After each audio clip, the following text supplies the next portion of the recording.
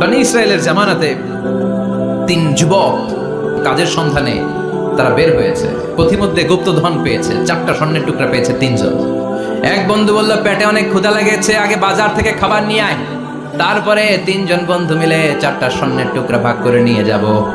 এক বন্ধুকে বাজার থেকে রুটি কিনে আনানোর জন্য পাঠিয়েছে, বাকি 2 বন্ধু এবার বসে বসে পরামর্শ করে, ওইটারে যদি মেরে ফেলতে পারি ভাগ বটোয়ারার দরকার নাই, তুই নিবি 2টা, আমি নিব 2টা।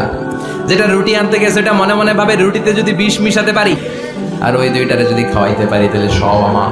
রুটির মধ্যে বিষ মেখে এনে বন্ধুদের কাছে দিয়েছে, 2 বন্ধু মিলে ওইটারে ঘুষান শুরু করছে, ঘুষাইতে ঘুষাইতে শেষ। আর আছে উইকেট কয়টা? ওই 2 উইকেট, কয় ক্ষুধা লাগছে এটার মারতে, অনেক কষ্ট হয়েছে, আগে খাইয়া লই। ওই 2টা মিলে বিষ মাখানো রুটি খেতে শুরু করেছে, বিষ খাওয়ার পর ওই 2 উইকেটও শেষ।